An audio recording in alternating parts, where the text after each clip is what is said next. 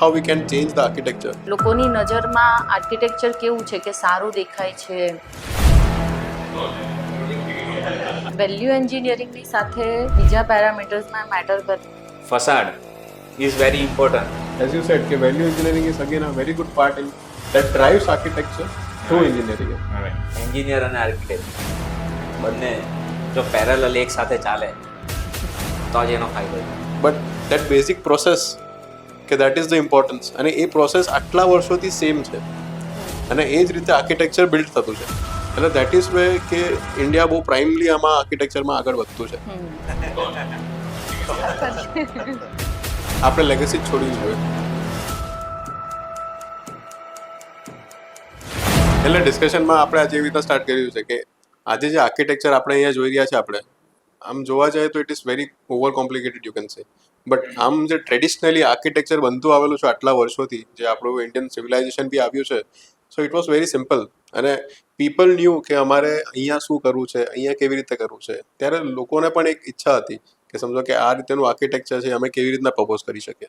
સો એમાં આપણને શું લાગે કે how we can change the architecture two believe that લોકોને એ પર્સપેક્શન દેખાય કે અમે આ રીતે બનાવવા માંગીએ છીએ ને એ આવ્યું છે. બેઝિકલી જે architecture is very simple as you say, પણ આર્કિટેક્ચરને આપણે પોતાની જાતે પોતે જ કોમ્પ્લિકેટ કરીએ છીએ. કેવી રીતે? કારણ કે તમે જો એક રેસિડેન્સનો એક્ઝામ્પલ લો તો રેસિડેન્સની અંદર કેવું હોય કે પબ્લિક એરિયા હોય, પ્રાઇવેટ એરિયા હોય અને સેમી પબ્લિક એરિયા હોય. તો બેઝિકલી એની જે સિસ્ટમ છે public area, semi public area and private area. તો what is public area? Public area એટલે કે જ્યાં તમે બધાને એન્ટર થવા દો, બરાબર? જે પણ ઘરની અંદર કોઈ પણ આવ્યા હોય બધાને તમે એન્ટર થવા દો. Everyone can enter in that area. That is drawing hall or hall or કંઈ બી તમે એને કહી શકો.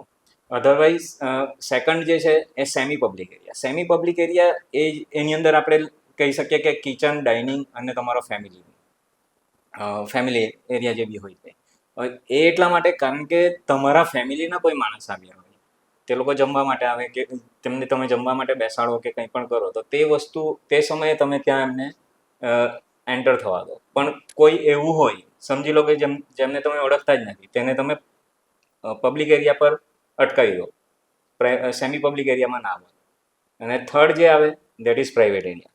જે પ્રાઇવેટ એરિયા છે એ ખાલી તમારા ફેમિલીના માટેનો જ છે. દેટ ઇઝ બેડરૂમ્સ, તમારા પર્સનલ જેટલા બી એરિયા હોય, જીમ એરિયા છે કે એવું તમે હોમ થિયેટર છે, એને તમે સેમી પબ્લિકમાં બી કન્વર્ટ ગણી શકો કે પ્રાઇવેટ એરિયાની અંદર બી ગણી શકો. પણ મોસ્ટલી પ્રાઇવેટ એરિયાની અંદર આવે, કારણ કે તમે તમારા ઘરવાળા જોડે બેસીને હોમ થિયેટર યુઝ કરતા હોય, તમે બેડરૂમમાં બધાને એન્ટ્રી ના આપતા હોય, તો એ તમારો પ્રાઇવેટ એરિયા થાય.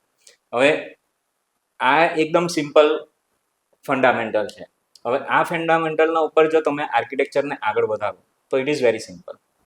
પણ એની અંદર જો તમે બીજા ઘણા બધા ફંડામેન્ટલ એડ કરતા જાઓ, ઓવર ધ ટાઈમ થાય એવું છે કે બધા પોતપોતાના હિસાબે વિચારતા હોય, બધા પોતપોતાના આઈડિયાઝ આપતા હોય, કન્સેપ્ટ્સ આપતા હોય. એના લીધે કેવું થાય કે ઘણી વખત આર્કિટેક્ચર બિકમ્સ વેરી કોમ્પ્લિકેટેડ એટલા માટે કારણ કે it is not driven by someone technical person or કોઈ એવા માણસના થ્રુ ડ્રીવન નહીં થાય અને નોન ટેકનિકલ પર્સન અંદર ડ્રીવન કરવાની કોશિશ કરે.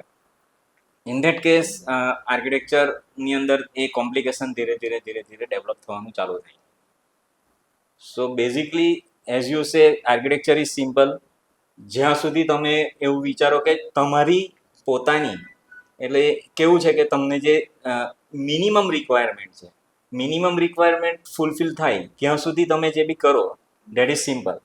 જેવું મિનિમલ રિક્વાયરમેન્ટ વધવા લાગે, તમે એની અંદર એક્સ્ટ્રા ટોપિંગ કરતા જાઓ એટલે ધીરે ધીરે કોમ્પ્લિકેશન્સ વધતા જાય. તમે કોઈ પણ જગ્યાએ જો કોઈ પણ વસ્તુ હોય તો તેની અંદર એક મિનિમમ રિક્વાયરમેન્ટ પર તમે કશે બી સ્ટેબલ થઈ જાઓ કે ભાઈ મને આટલું જ જોઈએ છે ને તેટલું તમે ડિઝાઇન કરી દો તો તે સિમ્પલ છે. પણ પછી તેની અંદર એક્સ્ટ્રા ટોપિંગ્સ જેટલા તમે એડ કરતા જાઓ તેટલું તે કોમ્પ્લિકેટેડ થતું જાય. As per my point of view it is simple as well as it is complicated. Sometimes complication is also important in architecture. True. Yes.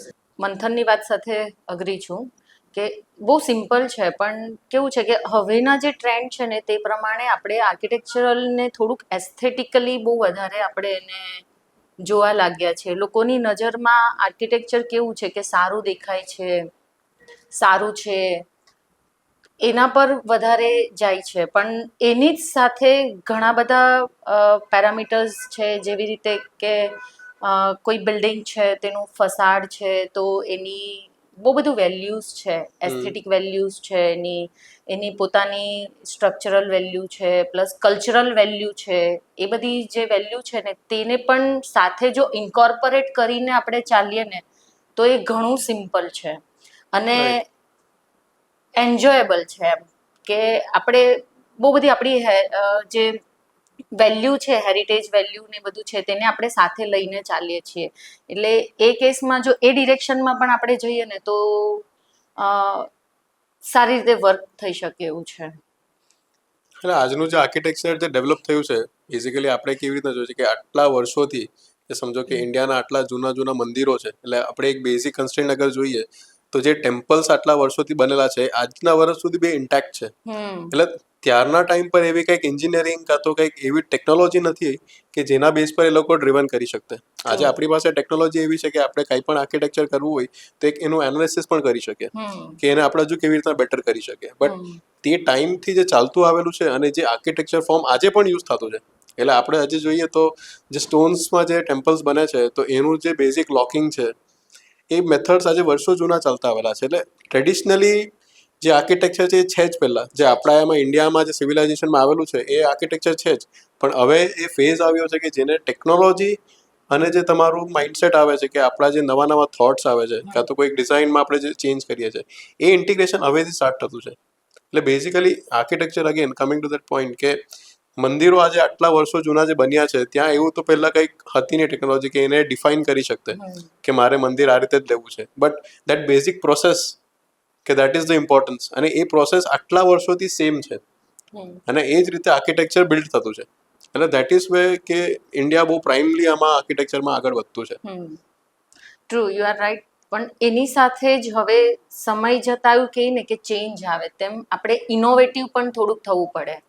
Innovative in sense કે બહુ બધા ફોર્મમાં આવે કે તમે ફોર્મમાં ઇનોવેશન્સ લાવો, તમે એને એસ્થેટિકલી ઇનોવેશન્સ લાવો, પ્લસ તમે સ્ટ્રક્ચરલી એને ઇનોવેશન્સમાં કન્વર્ટ કરો. આઈધર કે કંઈક સારા મટીરિયલમાં આપણે જુદા જુદા ટાઈપના મટીરિયલમાં આપણે એને ઇનોવેશન્સમાં જઈએ તો એને આપણે બહુ સારી રીતે એને થોડુંક ડિઝાઇન પ્લસ એસ્થેટિકમાં આપણે એને ઇન્કોર્પોરેટ કરી શકીએ છીએ. બેઝિકલી જે ટ્રેડિશન અને ઇનોવેશન જે આવે છે that is why it is going in the right હા, ડિરેક્શન યસ. કે ટ્રેડિશન પણ છે આપણું અને આપણે એ પાથ પર આપણે ઇનોવેટ બી કરતા જતા છે. સો જેવી રીતે આપણે એ જમાનામાં જે તમે વાત કરી ટેમ્પલમાં જ્યારે નેચરલ સ્ટોનમાં ને બધી વસ્તુ બનતી હતી, અત્યારે એ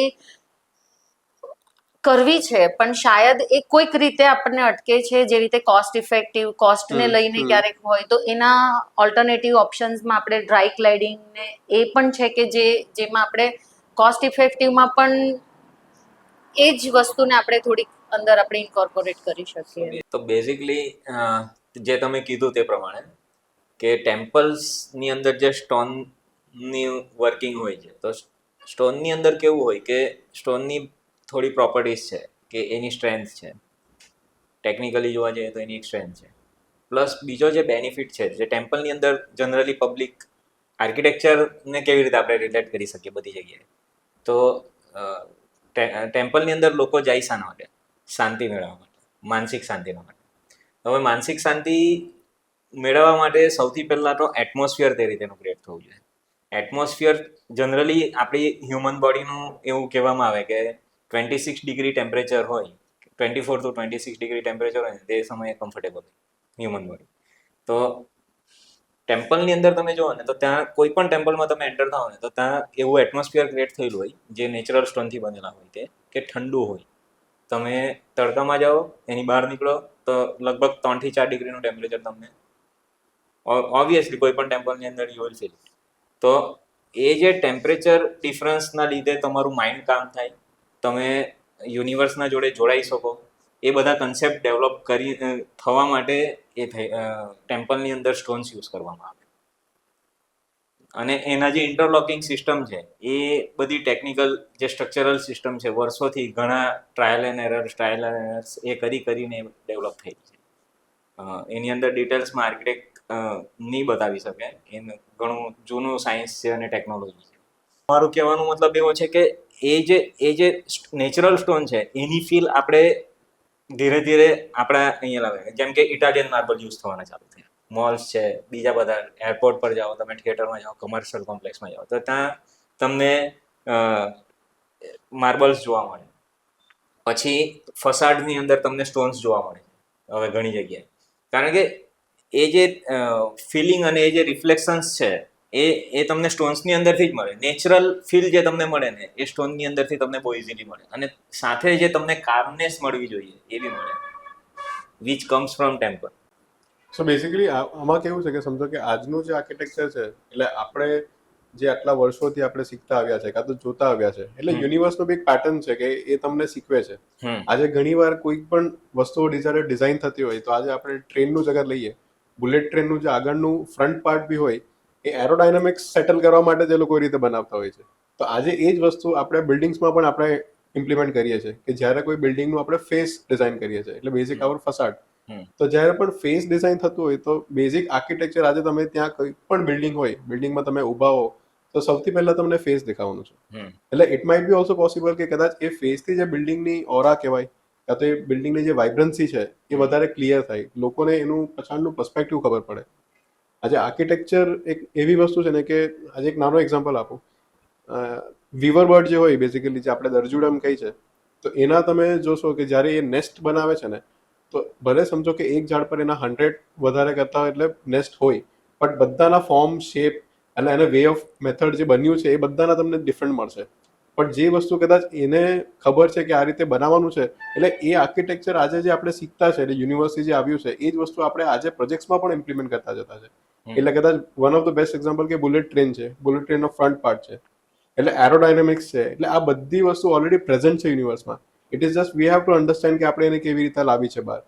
આજે તમે જ્યારે લોટસનું એક એક્ઝામ્પલ આપો, યુઝ્યુઅલી આપણે એક લોટસ એનોલોજી કહી છે, તેમાં કેવું હોય છે કે સમજો કે આજે લોટસ કોઈ પણ એક કીચડમાંથી આવે છે, એટલે જે કાદવ આપણે કહીએ તો કાદવમાંથી ઉપર આવે છે. તો બેઝિકલી એનું જે સ્ટેમ છે, આપણને નથી ખબર કે આપણે ખાલી ઉપરનું જ્યારે લોટસ જોતા હોઈએ તો એનો પોન્ડ ઉપરનો આપણે જે ગ્રીન લીવ્સ હોય આપણે એ જ જોઈએ છે. સો બેઝિકલી જ્યારે એ નીચેથી આવે છે, એનું એક પર્ટિક્યુલર સ્ટેમ પોતાના ફોર્મથી, પોતાના ફંક્શનથી એ ઊભું થાય છે.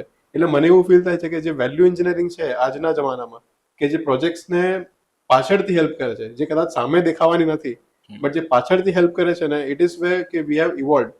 એ નાના નાના પોઈન્ટ્સ આપણે પ્રોજેક્ટ્સમાં એવી રીતના આપણે ઇમ્પ્લિમેન્ટ કરતા હોઈએ જે કદાચ ખબર બી ના પડે, પણ એ એવો ક્રુશિયલ પેરામીટર કાં તો એ ફોર્સ તરીકે એડ કરી શકે કે તમારા કોઈ પણ સ્ટ્રક્ચર એ સ્ટેબલ થાય. એટલે આજે લોટસનું પણ એ જ છે કે સમજો કે ભલે કિચડમાંથી આવે છે, એના વે અને ફોર્મથી ઉપર આવે છે, બટ જ્યારે આપણને શું દેખાય છે, ખાલી લોટસ જે બ્લૂમ થતું હોય એ દેખાય છે, બટ એ નીચે એકચ્યુઅલી છે એ કેવી રીતના બનેલું છે, શું છે, એ આપણને આઈડિયા નહીં આવતી હોય. એટલે that is wear I can understand કે આપણે વેલ્યુ એન્જિનિયરિંગ આ જ વસ્તુ છે દરેક પ્રોજેક્ટ્સમાં. અને વેલ્યુ એન્જિનિયરિંગની સાથે આપણે જેમ સાથે બીજા પેરામીટર્સમાં મેટર કરે કે જેમ તે વાત કરી, સ્ટોનથી જે આપણને જે કુલનેસ મળે છે, જેમ બુલેટ ટ્રેનનું એક્ઝામ્પલ છે કે જે આગળ ફસાડનું તમે જેમ વાત કરી, એમાં હવે આજના ટાઈમ પ્રમાણે આપણે જે યુઝ કરીએ છીએ ગ્લાસ ફસાડ ને, એની પાછળનું જે એનર્જી કન્ઝમ્પશન્સ છે, એટલે એનર્જી આપણે કહીએ ને કે એનર્જીના દ્રષ્ટિએ આપણે વિચારીએ ને તો એ પણ એક બહુ મેટર કરે એ વસ્તુ. તો એના રિલેટેડમાં જો અગર આપણે વિચારીએ ને તો મટીરિયલ, મેં તમને આગળ પણ વાત કરી કે આપણે એવા ટાઈપના મટીરિયલ છે જેમ સ્ટોન છે, હવે ગ્લાસ છે, એવા ઘણા બધા મટીરિયલ્સ છે જે કોસ્ટ ઇફેક્ટિવ મટીરિયલ્સ અમુક હોય. ગ્લાસ છે that is a energy consumption material, right. એની જગ્યાએ સ્ટોન છે તો એ તમને સામે રિફ્લેક્ટ આપે છે, કુલનેસ આપે છે, રાઈટ. તો એવા ઘણા બધા મટીરિયલ્સ છે, તે પણ આપણે જો અગર એ યુઝ કરીને આપણે કંઈક એમાં ઇનોવેટિવ વેમાં કરી શકીએ ને તો પણ આપણે આગળ ઘણું કરી શકીએ એમ. બેઝિકલી આપણે તમે કીધું કે આપણે ફસાડના ઉપર વાત કરતા હતા, તો ફસાડની અંદર એવું છે કે ફસાડ અને location it is directly connected. જેમ કે તમે અમદાવાદમાં જો અમદાવાદ એ આપણું હેરિટેજ સિટી છે. એની અંદર વર્ષો જૂના જાલી જોવા મળે. એટલે એ જાલી એટલા માટે ડિઝાઇન થયેલી હતી કારણ કે એરની એક પ્રોપર્ટી છે, એ જ્યારે કમ્પ્રેસ થાય ને તે સમયે ઠંડી થાય. એટલે જ્યારે ફૂલ ફોર્સમાં એર આવતી હોય, જાલીમાંથી પાસ થાય એટલે કમ્પ્રેસ થાય એર અને પછી બહાર નીકળે, એટલે એ સમયે તે ઠંડી હવા થઈ જાય. એ એટલા માટે ત્યાં ડિઝાઇન થઈ હતી કારણ કે અહેમદાબાદ છે કે રાજસ્થાન છે એ જગ્યાએ તમને જાલી જોવા મળે. તો એ એટલા માટે ડિઝાઇન કરવામાં આવેલી કારણ કે ત્યાં હોટ એર હોય, બપોરના ગરમી હોય, ગરમ હવાની લૂ આવતી હોય, તે લૂ જાલીમાંથી પાસ થાય અને ઠંડી થઈને બહાર નીકળે. એટલે સમટાઈમ્સ તે સમયે તો સ્ટોન અવેલેબલ નહોતો. આ સમયે આપણી પાસે સ્ટોનની એટલી બધી ક્વોરીઝ પણ નથી ઇન્ડિયાની અંદર. આપણી પાસે એની ઓછું થવા લાગેલી છે સ્ટોન્સ બી ધીરે ધીરે. અને ધીરે જે મટીરિયલ જે રીતે ઓછું થતું જાય તે રીતે એની કોસ્ટ બી વધતી જાય. તો એનું જે કોઈ અલ્ટરનેટિવ હોય, જેમ કે તમે GFRC ની અંદર કામ કરો છો, તો તે GFRC ને આપણે એ બી એક એમાંથી બી જાલી બની શકે કારણ કે ઇટ્સ અ ફ્લુઇડ મટીરિયલ. તો એની અંદરથી બી જાલી બની શકે અને એને બી આપણે ફસાડની અંદર કેવી રીતે ઇન્કોર્પોરેટ કરી શકીએ, that can also B possible. તો આ એક વસ્તુ થઈ. બીજું કે જ્યારે આપણે ફસાડની વાત કરીએ ત્યારે આપણે અહીંયા સાઉથ વિન્ડ પેટર્ન બી આપણે સ્ટડી કરવી જોઈએ અને સન ડિરેક્શન સ્ટડી કરવું જોઈએ. વિન્ડ પેટર્ન એટલે કેવું કે દરેક જગ્યાએ આપણે વિન્ડ, હમણાં આપણે ચોમાસું પતવાનું છે આપણા રિજનની અંદર, તો જનરલી તમે જોશો ને તો નોર્થ સાઈડ અને ઈસ્ટ સાઈડ પરથી વિન્ડ આવતી હોય. એટલે ચોમાસું જવાની જે સિઝન હોય ને તે સમયે આ તરફથી વિન્ડ હોય, ને જ્યારે ચોમાસું આવવાનું હોય ત્યારે સાઉથ વેસ્ટ સાઈડથી, દક્ષિણ ખૂણામાંથી હવા આવતી હોય. તો એ વિન્ડની પેટર્ન છે. એ વિન્ડની પેટર્ન જ્યારે આપણે સ્ટડી કરીએ અને એ પ્રમાણે ડિઝાઇન કરીએ બિલ્ડિંગની અંદર કંઈ પણ પ્રકારનું, કે એનો ફસાડ આપણે તે રીતે ડિઝાઇન કરીએ, કઈ જગ્યાએ ઓપનિંગ રાખવા છે, કઈ જગ્યાએ આપણે કયું મટીરિયલ વાપરવું છે, કઈ જગ્યાએ ડબલ વોલ કરવી છે. કારણ કે સન પેટર્ન બી એક અલગ વસ્તુ છે. સન પેટર્નની અંદર પણ તમે જુઓ કે ઉત્તરાયણ આપણે કહીએ પતંગ ચગાવવાની સિઝન, તો એ ઉત્તરાયણ આવે એટલે સૂરજ ઉત્તર તરફ ખસવાનું ચાલુ થાય ઉત્તરાયણ પછી. એટલે તે ઉત્તરાયણ પછી એટલે એનું નામ પડેલું ઉત્તરાયણ. ઉત્તર તરફ સૂરજનું આયન થાય એ રીતે. તો એના લીધે એવું, એટલે સૂરજ સૌથી પહેલા જનરલી છે ને સાઉથમાંથી રાઈઝ થતો હોય, સાઉથ ઈસ્ટ તરફથી રાઈઝ થતો હોય અને સાઉથ તરફથી વેસ્ટ તરફ જતો હોય. ઉત્તરાયણ પછી ધીરે ધીરે સનની પેટર્ન ચેન્જ થાય અને ઈસ્ટ તરફ જાય અને પછી નોર્થ તરફ જાય અને ઉત્તર તરફ આયન કરે. તો ઉત્તર તરફ ખસે, ઉત્તર સાઈડ પરથી જવાનો કોશિશ કરે ધીરે ધીરે, પછી પાછું સાઉથ તરફ ચાલુ થાય. તો આ સન પેટર્ન અને વિન્ડ પેટર્ન એ બહુ મોટો રોલ પ્લે કરે આર્કિટેક્ચરની આખા જે સિસ્ટમ છે એની અંદર. જે આજનું આર્કિટેક્ચર એકચ્યુઅલી જે બને છે, તમે જે રીતે કહો છો કે વિન્ડ પ્રેશર થઈ ગયો, આપણી સનની ડિરેક્શન થઈ ગઈ, તો ઘણી વાર એવું હોય કે કોઈક બિલ્ડિંગ આપણે તમે જ્યારે ડિઝાઇન કરતા હોય તો તમે આ ફેક્ટર્સ પણ કન્સિડર કરો કે સમજો કે આજે મને ખ્યાલ છે કે સન આ ડિરેક્શનમાં છે, તો it is again connecting towards your heat. જે બિલ્ડિંગમાં તમારી હીટ બલ્કઅપ થવાની છે, કાં તો એ વિન્ડનો ફ્લો એવો હોય કે હીટને ઓછું કરે. So this is very basic points. પણ આ ઘણી વાર એવું છે ને કે તમે આર્કિટેક્ચરમાં જ્યારે ઇન્વોલ્વ ના કરો ને, તેના રેપોકેશન્સ બહુ વધારે હોય. એટલે જે એની એનર્જી એફિશિયન્સીની જે આપણે વાત કરી રહ્યા છે, આજે તમને સમજો કે તમારી બિલ્ડિંગ એ રીતે ડિઝાઇન થઈ છે કે એ પોતે જ પોતાને કૂલ ઓફ કરી દે છે, તો તમારે ઇવેન્ચ્યુઅલી જે બીજો બિલ્ડિંગમાં ખર્ચો કરવા પડે, કે તમારે એક એક્ઝામ્પલ લઈએ તો આપણે એર કન્ડિશનિંગ યુઝ્યુઅલી લેતા હોય, રાઈટ, તો એનું બી એક ફેક્ટર આપણે નિગ્લેક્ટ કરી શકીએ. તો આજે જ્યારે પણ કોઈ બી એક પ્રોજેક્ટ બને છે, તો એના પાછળનો જે કોસ્ટ છે, આ બધી વસ્તુ, આ પેરામીટર્સ જ્યારે લઈને આપણે બિલ્ડિંગ બનાવતા હોઈએ ને, તો મને એવું લાગે છે કે કોસ્ટ તમારો રિડક્સ થાય, ઘણો ફરક પડી શકે. અને બીજું કે જેમ મંથને વાત કરી કે ક્લાઇમેટને રિલેટેડ આપણે જો અગર ક્લાઇમેટને પણ કન્સિડર કરીને જો આપણે એને ડિઝાઇનમાં ઇન્કોર્પોરેટ કરીએ, પ્લસ કે આપણે કોસ્ટને સાથે લઈને જો ઇન્કોર્પોરેટ કરીએ, તો આપણે એને ઘણું બધું સેવિંગ જે કહીએ ને, હવે અત્યારે જે આપણે જોઈએ છીએ ને કે જે મેન્ટાલિટી અને જે વર્ક પેટર્નમાં આપણે લોકો કામ કરીએ છીએ કે ફસાડ એટલે સારું છે, સારું દેખાવું, પણ જે બધા મંથને જે પેરામીટર્સ જે વાત કરી એના પર જો અગર આપણે સ્ટડી કરીને, અને તમે જે કહો છો કોસ્ટને અને જુદી રીતે, જેવી રીતે મંથને એક્ઝામ્પલ આપ્યું કે જાલી, તો અને આપણે જો એવા વિઝનમાં કામ કરીએ છીએ, એવી વસ્તુ જો આપણે ઇન્કોર્પોરેટ કરીએ ને, તો આપણે એને એ જે કોસ્ટ ફેક્ટર છે, એસ્થેટિક છે, વેલ્યુ એન્જિનિયરિંગ છે, એ બધું જ આપણે એને સારી રીતે ડિઝાઇનમાં ઇન્કોર્પોરેટ કરી શકીએ છીએ. પ્લસ કે અત્યારે લોકોના માઇન્ડમાં એવું મેન્ટાલિટી છે કે સારું દેખાવું જોઈએ, એના માટે આપણે શું કરીએ છીએ કે આ જોઈએ છે, પેલું જોઈએ છે, આ સારું દેખાય છે. એના ચક્કરમાં આપણે જે એકચ્યુઅલી જે આપણું સ્ટડી છે ને, તે ઘણી વખત રહી જતું હોય છે, કેમ કે રિક્વાયરમેન્ટમાં પણ એ રીતે આવવું જોઈએ કે ભાઈ ઓકે ફાઇન, જે રીતે આપણને ફ્રી હેન્ડ મળવો જોઈએ, તે જો એ બધી વસ્તુ થોડુંક આવે ને, તો આપણે પણ એ ડિરેક્શનમાં સારી રીતે વિચારીને કરી શકીએ છીએ. એટલે એ બધા પેરામીટર્સ જે કીધું ને, તે અગર જો આપણે કરીએ તો ઘણું સારું થાય. એકચ્યુઅલી કેવું છે કે ગીતાના પોઈન્ટને હું થોડો હજુ લાંબો કરું છું કે કોસ્ટ વાઇઝ જો આપણે જોઈએ, આપણે કોસ્ટની વાત કરીએ તો કોસ્ટની અંદર એવું છે કે જો ફસાડને આપણે પ્રોપરલી ડિઝાઇન કરીએ કે જેની અંદર તમે જેમ કે સાઉથ વોલ છે, તો સાઉથ વોલને આપણે એવી રીતે ડિઝાઇન કરીએ, જેમ આગળ આપણે વાત કરી કે સાઉથની અંદર સનનું ડિરેક્શન છે, તો સાઉથ વોલ હંમેશા હિટ થતી હોય, તો એને આપણે કંટ્રોલ કરવા માટે શું કરી શકીએ? તો કે ડબલ વોલ કરી શકીએ. There are many ways. આ તો એક સિંગલ મેં કીધું, એના સિવાય ઘણા બધા રસ્તા છે કે જેનાથી આપણે એને ફિન્સ લગાવીને કરી શકીએ, બહુ બધા ઓપ્શન્સ છે. તો તેનાથી આપણે એને સનને કટ કરીએ અને આપણે અંદર કુલનેસ આવી શકે ઘરની અંદર. બીજો જે ટોપિક રનિંગમાં ચાલે છે આપણો કે facade as a being an architect and urban planner, what I can say is ફસાડ એ સિટીની અંદર અર્બન પ્લાનિંગનો એક ટોપિકના ઉપર હું વાત કરું કે હેપીનેસ ઇન્ડેક્સ. કોઈ પણ સિટીની અંદર એક હેપીનેસ ઇન્ડેક્સ હોય. એટલે કેવું કે તમે સિટીમાં ઘરની બહાર નીકળો અને તમને નીકળ્યા પછી કેવું લાગે? હેપીનેસ ફિલિંગ આવે કે સેડનેસ ફિલિંગ આવે? મોસ્ટ ઓફ એ હેપીનેસ અને સેડનેસ ફિલિંગ માટે એક બીજું વસ્તુ જે હ્યુમનને ઇફેક્ટ કરે, દેટ ઇઝ બિલ્ડિંગના ફસાડ્સ.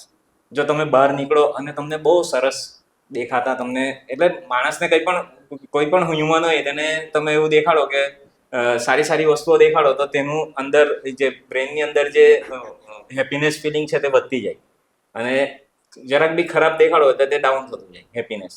તો જો ફસાડ એ રીતે સારા ડિઝાઇન થયેલા હોય આખા સિટીની અંદર, તો સિટીની અંદર જે પબ્લિકનું થિંકિંગ છે અને જે રીતેનો અપ્રોચ છે બીજાના જોડે, તે બી ધીરે ધીરે સુધરતો જાય.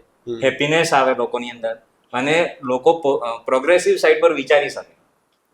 ધેટ્સ વાય આજે આપણે કહીએ કે facade is very important in aesthetic also. So basically, as you said, કે whenever there are happy hormones, જે આપણે કહી શકીએ, કે સમજો કે આજે તમે I can say an example of hospital, કે ઘણી વાર એવું હોય ને કે લોકો આજે હોસ્પિટલમાં કેવી રીતના જતા હોય કે પોતાનું દર્દ દૂર કરવા જ જતા હોય છે.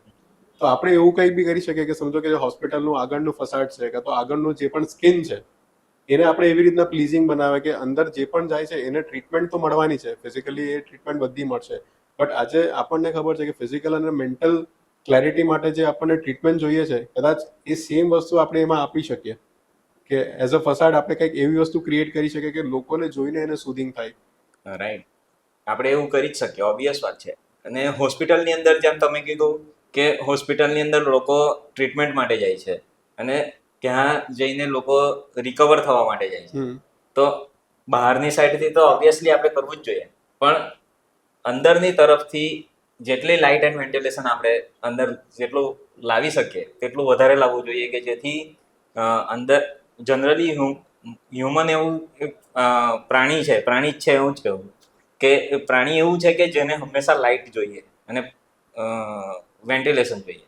એને હવા અને પાણી બે વસ્તુ, હવા પાણી અને પ્રકાશ ત્રણ વસ્તુ જો મળી જાય, બીજું કંઈ નથી જોઈતું. તો બેઝિકલી સારી રીતે જીવવા માટે હવા અને પાણી બંનેની જરૂર છે, હવા અને ઉજાસ બંનેની જરૂર છે. અને પ્રકાશ એક બીજી વસ્તુ સાયન્ટિફિકલી અગર આપણે જોઈએ તો એવું કહેવામાં આવે કે પ્રકાશથી બેક્ટેરિયાસ ને એ બધું કિલ થાય. તો હોસ્પિટલની અંદર તો એ બહુ જ જરૂરી છે. ટ્રુ. એટલે બેઝિકલી આજે જ્યારે આપણે પબ્લિક સ્પેસીસ પર જતા હોઈએ છીએ, હા યુઝ્યુઅલી ગેધરિંગ્સ થાય છે, હમ. એટલે આપણા કોઈ પણ ગેધરિંગ હોય તો આપણે કોઈ પબ્લિક સ્પેસ પર કરતા હોય, તો એનું મોરાલ એવું રહેવું જોઈએ ને કે કદાચ કંઈક આપણે લેન્ડસ્કેપિંગ આપણે એમાં ઇન્ક્લુડ કરી શકીએ, કાં તો એક સમ ફોર્મ ઓફ ફંક્શન કે કંઈક એલિમેન્ટ્સ આપણે એડ કરી શકીએ, હમ. તો એના બેઝ પર બી એસ્થેટિક્સ તમારું ઇમ્પ્રૂવ થઈ શકે. રાઈટ તો આજે સમજો કે હું કશે પણ જાઉં છું તો પીપલ વિલ ડેફિનેટલી જજ ઓન ધ પાર્ટ કે મારી બિલ્ડિંગ સામેથી કેવી રીતે દેખાય છે.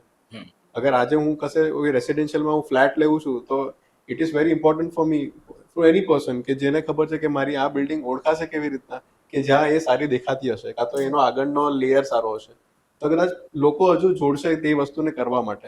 અને એ લેવલ પર આજે ઘણા ઇનોવેશન્સ પણ થતા છે. હવે તમે જે રીતે કીધું કે અલગ અલગ ટાઈપના મટીરિયલ્સ છે, આજે જીએફઆરસી જેવું છે કે કદાચ એના ફોર્મ, શેપ, ફંક્શન તમારે જે પણ લાવવા હોય તમે બહુ ઇઝીલી લાવી શકો. રાઈટ અને ઇવેન્ચ્યુઅલી જ્યારે આપણે આજે પ્રોજેક્ટ કોસ્ટની વાત કરી રહ્યા છે ને, તો મને એવું ફીલ થાય છે કે કોઈ પણ પ્રોજેક્ટ જ્યારે ડિઝાઇન લેવલ પર આપણે એમાં કામ ચાલતું હોય અને ત્યારે આપણે બધા પેરામીટર્સ સેટ કરીને, કાં તો જે મટીરિયલનું આપણું પ્રોક્યોરમેન્ટ હોય, કાં તો આપણે જે સિલેક્ટ કર્યું છે એ ડિફાઇન્ડ હોય, તો કદાચ આ બધા પેરામીટર પર એક પ્રોજેક્ટ કોસ્ટ અને જે એફિશિયન્સી આપણે લાવી છે એ કદાચ ડેફિનેટલી આપણે લાવી શકીએ.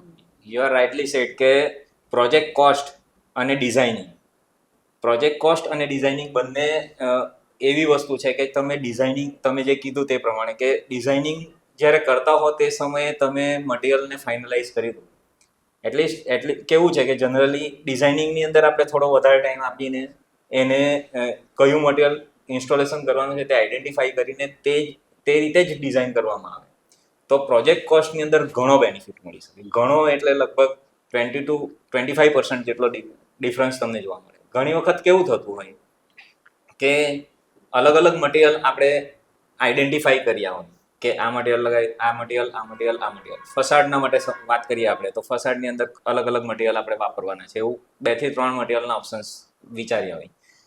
પણ આગળ જેમ આપણે ડિસ્કસ કર્યું કે બેકગ્રાઉન્ડ, સ્કેલેટન, દરેક મટીરિયલના માટે બેકગ્રાઉન્ડ અલગ અલગ જોઈએ છે અને એ મેઇન કોસ્ટ અને મેઇન ટાઈમિંગ નો જે પ્લે છે એ બેકગ્રાઉન્ડનો જ છે. ફ્રન્ટની અંદર આપણે મટીરિયલ જે લગાવીએ છીએ that is because of cost efficiency. Cost એક ફેક્ટર હોઈ શકે, બીજું એસ્થેટિક ફેક્ટર હોઈ શકે, ત્રીજું ક્લાઇમેટ ફેક્ટર હોઈ શકે કે આ જગ્યાએ આ ચાલે. હવે કેવું છે કે અમુક મટીરિયલ એવા હોય કે જેના પર વેધર ઇફેક્ટ થાય, અમુક મટીરિયલ એવા હોય કે જેના પર વેધર ઇફેક્ટ નહીં થાય. 30 વર્ષ સુધી બી અમુક મટીરિયલ ચાલી શકતા હોય, તો એવા મટીરિયલ બી યુઝ કરી શકીએ, પણ તેના માટે બેકગ્રાઉન્ડ જે હોય તે અલગ ટાઈપનું જોઈએ આપણને. એટલે મારો કહેવાનો મતલબ એવો છે કે દરેક મટીરિયલ જો ઇનિશિયલ ડિઝાઇનિંગ ટાઈમ પર જ ફિક્સ થઈ ગયું હોય ને કે આપણે આ જ મટીરિયલ વાપરવાનું છે, તો ઓબ્વિયસલી કોસ્ટ ઘટી શકે. કારણ કે પછી શું થાય કે ઘણા બિલ્ડિંગોની અંદર આપણે જોઈએ કે એક મટીરિયલ ઇમ્પ્લિમેન્ટ કર્યું, 5 વર્ષ પછી ડિટોરિએટ થઈ ગયા પછી પાછું બીજું મટીરિયલ ઇમ્પ્લિમેન્ટ કરવું પડે. એના લીધે પ્રોજેક્ટ કોસ્ટ પણ વધે, અંદર જે યુઝર્સ છે તે ડિસ્ટર્બ થાય તે અલગ.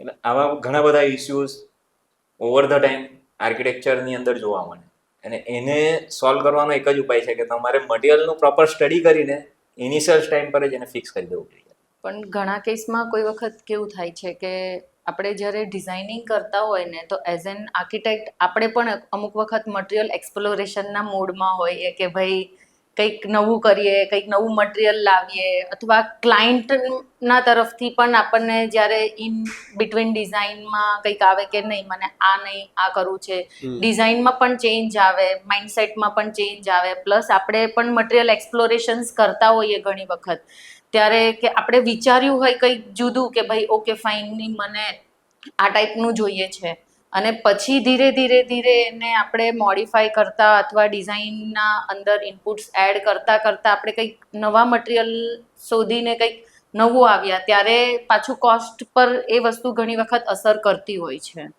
પણ એ રીતે મંથન ઇઝ રાઈટ કે ભાઈ આપણે મટીરિયલ ડિફાઇન કરી દેવું જોઈએ, પણ એ મટીરિયલ ડિફાઇન આપણે ક્યારે કરી શકીએ કે આપણી જે બિલ્ડિંગ ટાઇપોલોજી હોય ને એના પર જો આપણે ફિક્સ હોઈએ તો આપણા માટે બહુ ઘણી વખત ઇઝી થઈ જાય કે ઓકે ફાઇન મારે આ જ ટાઇપોલોજી પર વર્ક કરવાનું છે તો હું આ જ મટીરિયલ આ જ ડિઝાઇનમાં આ જ એસ્થેટિકમાં જઈશ તો મારે એ જ તરફ કામ કરવાનું છે.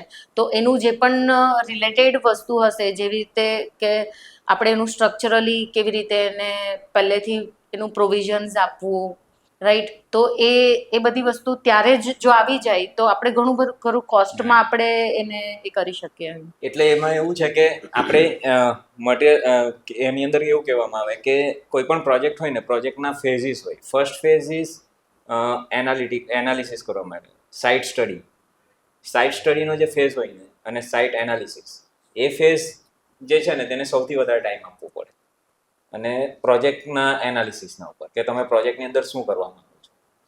બેઝિકલી પ્રોજેક્ટમાં શું કરવા માંગો છો એટલે કે સમજી લો તમે હોસ્પિટલ બનાવો, તો હોસ્પિટલ કેટલા બેડની હશે, કયા ટાઈપની હશે, કેટલા ઓપીડી હશે, ઓપીડીની અંદર કેટલા જણાની કેપેસિટી રાખવાની છે. That is all basic parameter, basic requirement of the architectural design. તો એ ફિક્સ કરવામાં આપણે જેટલો વધારે ટાઈમ આપશું ને, એટલું પાછળનું બર્ડન્સ આપણું ધીરે ધીરે ઓછું થતું જાય. અને જનરલી આપણે નોઈંગલી ઓર અનનોઈંગલી આપણે એવું કરી દેતા હોઈએ કે આની અંદર ટાઈમ આપણે ઓછો આપી દેતા હોઈએ કે જેથી પાછળના ટાઈમ પર આપણો ટાઈમ વધારે જાય અને પ્રોજેક્ટ પ્રોલોંગ થતો જાય. 1 વર્ષ, 2 વર્ષ, 3 વર્ષ ખેંચાઈ જાય. પણ એ જે 3 વર્ષ ખેંચાય એની જગ્યાએ 2 વર્ષ આની પાછળ આપી દીધા હોય ને, તો આ એક જ વર્ષની અંદર તમે આખું જ્યારે સાઇટ પર every drawing is available, everything is finalize, તો only builder has to construct it. That is true what you are saying is, but what I feel is કે હવે સમજો કે તમે જે રીતે કીધું કે ઘણીવાર સાઇટના એનાલિસિસ કાં તો સાઇટનું જે ટોપોલોજી હોય એના પ્રમાણે કંઈક આપણે ડિસિઝન લેતા હોઈએ છીએ. તો આપણને ખબર છે કે if you are taking a project કે આપણે એક પર્ટિક્યુલર કોસ્ટ લઈને જઈએ છીએ. હવે એક એક્ઝામ્પલ અગર આપું તો અયોધ્યામાં મંદિર આખું સ્ટોનમાં બન્યું છે અને ઓપોઝિટલી જે એમનું એરપોર્ટ બન્યું છે એ આખું જીએફઆરસીમાં બન્યું છે. એટલે બેઝિકલી આમાં શું થયું કે જ્યાં ઇનલે ટાઈમ છે, એટલે stone will take time, definitely it will take time. પણ જ્યાં કોઈક એવી સિચ્યુએશન હોય કે આપણને એકદમ શોર્ટ સ્પેનમાં કંઈક આપણે કરવું હોય, તો ત્યાં ઓલરેડી જે આપણા ટ્રેડિશન્સ છે, જે ડિઝાઇન્સ છે, કે સમજો કે આજે મંદિરના આજુબાજુના પ્રાંગણના ડિઝાઇન્સ હોય, એના કોલમ્સના ડિઝાઇન્સ હોય, એના જે પણ રેલિંગ્સ આવે છે, તો એક જે ટચ છે ઇન્ડિયન આર્કિટેક્ચરનો, એ એમાં તમે જીએફઆરસીમાં બહુ ઇઝીલી લાવી શકો. એટલે આમાં શું થાય છે કે ઘણીવાર આપણે કોઈક પ્રોજેક્ટનો ટાઈમલાઈન આપણે કરવો હોય, પણ આપણે બધી જ જગ્યા પર સ્ટોન કાં તો એવા કોઈક મટીરિયલ સિલેક્ટ કરી લઈએ જેનાથી પ્રોલોંગ થતું હોય. આ જ વસ્તુ આપણે અત્યારના જે ઇનોવેટ થતા છે કે there are different type of materials that as you sad કે જે આપણે એડ કરી શકીએ, અને ડિઝાઇન વખતે જો આપણે એડ કરતા હોઈએ that is the best thing what we can do. અને અત્યારે એનો જ એક રીઝન છે કે આજે કદાચ કોઈ એક્ઝિક્યુટ કરવું હોય કોઈ પ્રોજેક્ટ, તો આપણે 1 વર્ષ 2 વર્ષના સ્પેનમાં બહુ ઇઝીલી એક્ઝિક્યુટ કરી શકીએ. કે આપણને એક જે તમે કીધું છે બેક સ્ટ્રક્ચર જે જોતું હોય એ બહુ સિમ્પલ હોય એમ. અને જેવી રીતે તમે કીધું પ્રોજેક્ટનું જેમ ટાઈમલાઈન વધશે તેમ કોસ્ટ પર બહુ અસર કરશે. જેટલું તમે ટાઈમલાઈન વધારશો એટલું કોસ્ટ તમારું ઇન્ક્રીઝ જ થવાનું છે. મટીરિયલ કોસ્ટિંગ વધશે, બીજા બધા જે કોસ્ટિંગ છે તે વધવાના. પ્લસ જનરલી કોઈ પણ પબ્લિક બિલ્ડિંગ હોય કે પછી ઇન્ડસ્ટ્રીયલ બિલ્ડિંગ હોય કે પછી રેસિડેન્શિયલ બિલ્ડિંગ હોય, કોઈ ઇન્ડિવિજ્યુઅલ પર્સનનો રેસિડેન્સ હોય, દરેક કન્ડિશનની અંદર એક જ વસ્તુ આવે કે રેસિડેન્શિયલ બિલ્ડિંગની અંદર ચાલો કે એવું આપણે સમજી લઈએ કે એક જણ રહેવાનું છે, ઘર બનાવે છે, તો આપણે ઘર બનાવે છે ઇટ મીન્સ કે તે કશે ભાડાના મકાનમાં રહેતો હશે હમણાં, તો એ પોતાનું ઘર બનાવે છે. હવે પોતાનું ઘર બનાવે છે અને ભાડાના મકાનમાં રહે છે, તો આ જેટલું ડિલે થાય તેટલું એનું ભાડું વધતું જાય. આપણે 1 વર્ષની જગ્યાએ 2 વર્ષ કરીએ એટલે 12 મંથ્સનું એનું ભાડું વધી ડબલ કોસ્ટિંગ એનું ભાડાની અંદર ચાલી ગયું. એ કોસ્ટિંગ એ બીજી જગ્યાએ એના ઘરની અંદર ઇમ્પ્લિમેન્ટ કરી શકે. સેમ વસ્તુ પબ્લિક બિલ્ડિંગ્સની અંદર આવે. પબ્લિક બિલ્ડિંગ્સની અંદર પ્રોજેક્ટ જેમ ડિલે થતો જાય તેમ તેનું કોસ્ટિંગ વધતું જાય. કોસ્ટિંગ ઇન ધ સેન્સ કે પબ્લિક બિલ્ડિંગની અંદર પણ એ પબ્લિક બિલ્ડિંગ સમજી લો કે કોઈ ગવર્મેન્ટ ઓફિસ છે, તો તે ઓફિસ કશે બીજી જગ્યાએ ચાલતી હશે તો તેના પર ભારણ વધે છે, તેની જગ્યાએ શિફ્ટ થઈ જાય તો તે ભારણ ઓછું થઈ જાય. ઇન્ડસ્ટ્રીની અંદર તો એ રીતેનું જ ચાલુ હોય કે એ લોકોને તો પ્રોડક્શન જેટલું ફાસ્ટ નીકળે તેટલું they can run their business fast. એ નુકસાન જ છે. એટલે આપણે રેધર દેન આર્કિટેક્ચરથી થોડા શિફ્ટ થઈને વિચારીએ તો ટાઈમ પીરિયડમાં પ્રોજેક્ટ કેવી રીતે કમ્પ્લીટ થાય તેના ઉપર ફોકસ કરીએ તો વધારે સારું. ટ્રુ. બેઝિકલી જે રીતે તમે કીધું કે સમજો કે આપણે પ્રોજેક્ટના એક્ઝિક્યુશન પાર્ટમાં છે એમાં આપણે ટાઈમ કેવી રીતના સેવ કરી શકીએ. આજે કોઈ બી પ્રોજેક્ટનું જ્યારે એક્ઝિક્યુશન થતું હોય તો આઈ થિંક સો કે બહુ બધા પેરામીટર્સ આપણે સાથે લઈને ચાલતા હોય હમ. કે આજે મારો લેબર છે, બેઝિકલી જે મારી ડિઝાઇન અચીવ કરવા માટે જે મારો ફોર્મ છે, કાં તો એના પાછળનું સ્ટ્રક્ચર છે, કાં તો એના પાછળની જે ડિઝાઇનિંગ છે, એટલે એ વસ્તુ જ્યારે અપ્રોપ્રિએટ વેમાં આવે છે તો કદાચ આર્કિટેક્ચરનું જે ડિઝાઇન પર્સપેક્ટિવ છે ને એ હજુ ખીલીને આવી શકે, જે કદાચ આપણને એવું લાગે છે કે ઘણીવાર આપણે કોસ્ટના લીધે આપણે પહોંચી નહીં શકતા હોય. હમ. એટલે જે પેરામીટર્સ છે મટીરિયલ સિલેક્શન થી લઈને જે તમારા ડિઝાઇનિંગ છે, એ તમે જે રીતે કીધું કે ફેઝ 1 માં આ બધું લોક્ડ હોય ને, so it is very convenient for anyone to execute that project. Right. પણ એના માટે એ સ્ટેજ પર આપણે અને સામે બંને વ્યક્તિએ બહુ ક્લિયર રહેવું જ બહુ જરૂરી છે. એટલે એ ક્લિયરન્સ જેટલું ક્લિયર હશે એટલી ક્લેરિટી ફ્યુચરમાં વધારે આવશે. ટ્રુ. સો બેઝિકલી આપણે જ્યારે વાત કરી રહ્યા હતા કે આજની જે એન્જિનિયરિંગ ટેકનોલોજીસ છે, હવે હું એન્જિનિયરિંગ બેકગ્રાઉન્ડથી આવું છું, મેં માસ્ટર્સ કર્યું છે એન્જિનિયરિંગમાં, તો વોટ આઈ હેવ સીન કે છેલ્લા 10 વર્ષોમાં જે એન્જિનિયરિંગની જે ટેકનોલોજી છે, જે એડવાન્સમેન્ટ આવ્યું છે, એ આર્કિટેક્ચર ફિલ્ડમાં બહુ ઇમ્પ્રૂવ થયું છે એ વસ્તુ. આજે આપણી પાસે 3D પ્રિન્ટિંગ છે, એનાથી આપણે પ્રોટોટાઇપ્સ પણ બનાવી શકીએ. એટલે આ બધા વેઝ છે, એટલે કદાચ એવું આપણે રિલેટ કરી શકીએ કે એન્જિનિયરિંગના બેઝ પર જે બેઝ એન્જિનિયરિંગ આપણે વિચારીએ છીએ એના બેઝ પર બી આજે આર્કિટેક્ચર ડ્રાઈવ કરી શકે છે. એટલે જે ફોર્મ શેપ્સ જે આપણે કદાચ ઇમ્પોસિબલ આપણને એવું લાગતું કે ફોટામાં જ સારું દેખાય, એને લાવવા માટેની જે પાછળની એન્જિનિયરિંગ છે ને તેના બેઝ પર આર્કિટેક્ચર આજે ડેવલપ થતું છે. એટલે that is a very good point કે architecture it is backing up with engineering. એ પાર્ટમાં તમને શું લાગે કે આપણે ડિઝાઇન રિલેટેડ આપણે હજુ કેવા એડવાન્સમેન્ટ કરી શકીએ કે આપણી પાસે ટેકનોલોજી હોય તો? ઘણો સારો પોઈન્ટ છે. જો અગર આપણે વેલ્યુ એન્જિનિયરિંગની વાત કરતા હોય ને, તો અત્યારે તો આપણે વેલ્યુ એન્જિનિયરિંગ ફિલ્ડમાં પણ એટલા બધા આપણે આગળ જઈ ચૂકેલા છીએ કે જેવી રીતે પહેલાં કેવું ચાલતું હતું કે આપણે ગ્રીડ સિસ્ટમમાં ચાલતા હતા કે ટક ટક ટક કોલમ્સ હોય અને કોલમ્સની બહાર આપણે વિચારી જ નહીં શકતા હતા.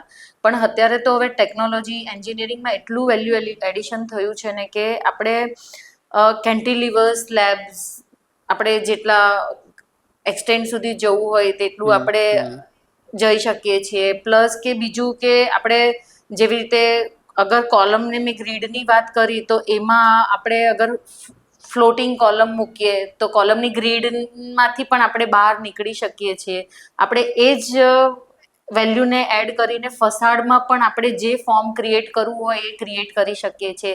જેવી રીતે તમે GFRCમાં તમે કીધું કે જે ફોર્મ આપણે ક્રિએટ કરવું હોય તે ક્રિએટ કરી શકીએ, પણ એના માટેનું જે સ્ટ્રક્ચરલ જે આપણે એડિશન છે એમાં પણ જો અગર આપણે કેન્ટિલિવર્સ ફોર્મમાં કે પછી ફ્લોટિંગ કોલમ્સમાં જે છે, ઇવન પીટી સ્લેબ્સ હમણાં જે પણ આપણે પોસ્ટ ટેન્શનિંગમાં વાત કરીએ છીએ તો એમાં પણ આપણે ઘણું બધું એડિશન કરીને તમે કીધું તેમ ઇનોવેટિવ છે એમ ઘણું આગળ.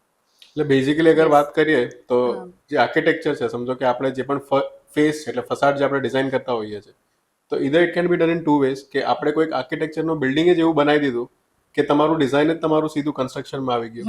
અને બીજું વે છે તમે કદાચ ઉપરથી એક સ્કિન એડ કરી શકો. That is Y GFRC can be a best solution. But again coming to the point કે એના પાછળની જે એન્જિનિયરિંગ છે એ બહુ વધારે ઇમ્પોર્ટન્ટ છે, તો જ તે વસ્તુ તમે અચીવ કરી શકો. એટલે with skin or without skin basically જે તમારી એન્જિનિયરિંગ છે એ આગળ આવી જોઈએ. એન્જિનિયર અને આર્કિટેક્ટ બંને જો પેરેલલ એક સાથે ચાલે તો જ એનો ફાયદો છે. આર્કિટેક્ટ આગળ જાય અને એન્જિનિયર પાછળ રહી જાય તો પણ નહીં ચાલે. આર્કિટેક્ટ આગળ જાય અને એન્જિનિયર આગળ જાય, આર્કિટેક્ટ પાછળ રહી જાય તો પણ નહીં ચાલે. તો બેઝિક વાત at the end of the day આપણે એવું કહી શકીએ કે without engineer architect is nothing, without architect engineer is nothing. And એન્જિનિયરિંગની અંદર બી જે બેઝિક એન્જિનિયરિંગના જે 3 ફિલ્ડ છે, જેને 3 કે 4 ફિલ્ડ છે basically, computer engineering, mechanical engineering, electrical engineering, civil engineering, this all are the core engineering field. એના બાદ જેટલી બી એન્જિનિયરિંગ ફિલ્ડ છે બધી સબસિડરી ફર્મ છે, સબસિડરી બધી ફર્મ એ બ્રાન્ચીસ છે એન્જિનિયરિંગની. હવે આ જે 4 કોર આપણે ફિલ્ડ છે એની વાત કરીએ આપણે, તે એ મેકેનિકલ એન્જિનિયરિંગ કરવા વગર આપણે પ્લમ્બિંગ, ઇલેક્ટ્રિકલ ના કરી શકીએ. ઇલેક્ટ્રિકલ એન્જિનિયરિંગ વગર એન્જિનિયર વગર ઇલેક્ટ્રિકલ નહીં કામ કરી શકે. મેકેનિકલ એન્જિનિયર વગર આપણે HVAC નહીં કરી શકીએ. પ્લમ્બિંગ, ફાયર, આ બધી સર્વિસીસના માટે આપણને મેકેનિકલ એન્જિનિયર જોઈએ. સિવિલ એન્જિનિયરિંગ અને આર્કિટેક્ટ તો એ પોસિબલ જ નથી એના વગર બંને વગર બિલ્ડિંગ બનવાનું. અને yeah, again. Civil, electrical, mechanical પતી ગયું, કોમ્પ્યુટર. હવે આપણે એની અંદર નવી ટેકનોલોજીની વાત કરીએ. તમે હવે ઘણી જગ્યાએ કેવું છે કે એનર્જી એફિશિયન્સીની વાત, આપણા ઇન્ડિયાની અંદર પણ હમણાં bureau of energy efficiency BEE star rating ચાલુ કર્યા છે બધી જગ્યાએ. સો તમે એને ઇઝીલી રિલેટ કરી શકો કે દરેક જેટલા બી ઇલેક્ટ્રિકલ ઇક્વિપમેન્ટ છે તેની અંદર સ્ટાર રેટિંગ જે આવે તે BEE ના થ્રુ આવે. હવે એ જે BEE છે તેણે બિલ્ડિંગને પણ ધીરે ધીરે સ્ટાર રેટિંગ આપવાનું ચાલુ કર્યું છે. That is ECBC, energy conservation building code.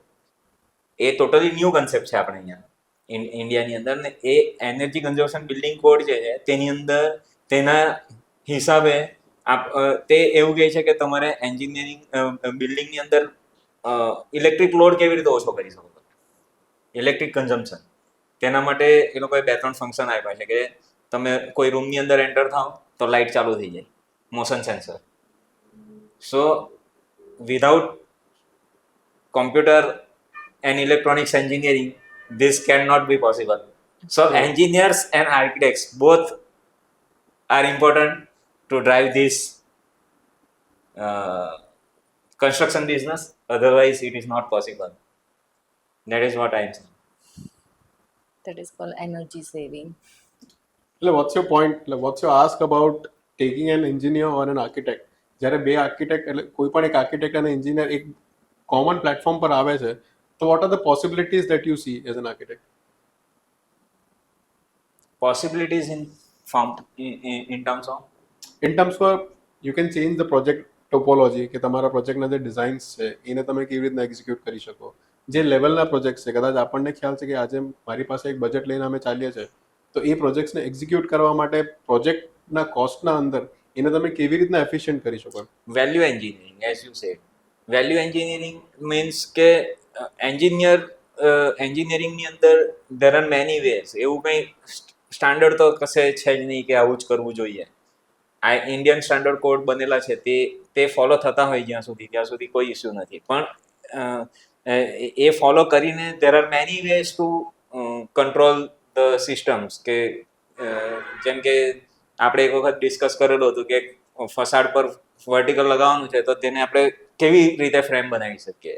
તો દેટ કમ્સ કે વેલ્યુ એન્જિનિયરિંગ આપણે એની અંદર રિસર્ચ R&D જેટલું કરતા જઈએ તેટલું વધારે કોસ્ટ એફિશિયન્ટ બી થતું જાય અને બેનિફિશિયરી બી થતું જાય.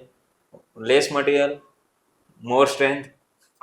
સો what I believe as a manufacturer of GFRC, અમને એવું ફીલ થાય છે કે સમજો કે આજે જે કોઈક આર્કિટેક્ટ જ્યારે બિલ્ડિંગ ડિઝાઇન કરે છે તો એનું બી એક વિઝન હોય, કાં તો ક્લાયન્ટ જે પણ હોય એમનું એક વિઝન હોય. તો એને અચીવ કરવા માટે કદાચ જે એન્જિનિયરિંગ છે કાં તો જે આર્કિટેક્ચર છે, આજે એ એટલું સિમ્પલ છે, પણ it is just about acceptance કે આપણે કયા મેથોડોલોજીથી કયા મટીરિયલને આપણે એક્સેપ્ટ કરીએ છીએ અને એમાં આપણે ચેન્જ લાવીએ છીએ. So that is an impactful thing કે જે પણ ફોર્મ્સ છે, શેપ્સ છે, કાં તો તમારે કોઈક એવા પ્રી ફેબ્રિકેટેડ બિલ્ડિંગ્સ જે આજના ટાઈમ ફ્રેમમાં આપણે કહી શકીએ કે સમજો કે તમારે જે ટાઈમ સેવ કરવો હોય તો pre fabricated buildings is again a very big huge advantage you can say. કે આજે એ જ વસ્તુનો એક્ઝિક્યુશન ટાઈમ સમજો કે આજે તમારો 2 વર્ષ 3 વર્ષ હોય તો પ્રી ફેબ્રિકેટેડમાં કદાચ એ તમે હાફ ટાઈમ ફ્રેમ તમારો સેવ કરી શકો. એટલે દેટ ઇઝ અગેન કે એ એઝ યુ સેડ કે value engineering is again a very good part in that drives architecture through engineering. આપણા સોશિયલ મીડિયા પ્લેટફોર્મ ઉપરથી ઘણા સવાલો આવી રહ્યા છે, તો એ સવાલો ઉપર થોડી ચર્ચા કરી લઈએ. શું ફસાડમાં ટાઈમ, મહેનત અને પૈસા ઇન્વેસ્ટ કરવું વર્થ છે? Yes or May B actually જરૂરી છે અને જરૂરી નથી પણ. એકચ્યુઅલી એ ડિપેન્ડ્સ કરે છે કે તમે કોના માટે બનાવો છો, કયા પર્પઝથી બનાવો છો, કેવી રીતે બનાવો છો, એના પર એ ડિપેન્ડ કરે છે. સો વોટ આઈ ફીલ ઇઝ કે ફસાડ ઇઝ અ સ્ટેટમેન્ટ. આપણે ઘણીવાર ફસાડ એવું લેતા હોય છે ને, it can be a statement for any company. જ્યારે કોઈ કંપનીમાં એ લોકો સારું ફસાડ આગળ યુઝ કરી શકે ને તો એ લોકોને ખબર છે કે ઘણીવાર આપણે કેવી રીતના કે એક લોગો છે તો લોગો ડિફાઇન થાય કે આ લોકોથી આ જ કંપની છે. એ જ રીતે આપણે ફસાડથી બી આપણે કંપનીઓ કરી શકીએ છીએ, એ લોકોને ડિફાઇન થઈ શકે કે આવા ટાઈપનું બિલ્ડિંગ દેખાતું છે, ધેટ ઇઝ ફોર શ્યોર કે આ કંપનીનું છે. સો એ ફેક્ટરમાં મને એવું લાગે છે કે facade is a durable. Yes it can be a statement Yes. For Do you believe the project you build and create should have a purpose beyond your careers? For instance, creating a meaningful legacy to inspire the upcoming generation. Yes હા it's it's a good it's a good point અને આપણે legacy જ છોડવી જોઈએ.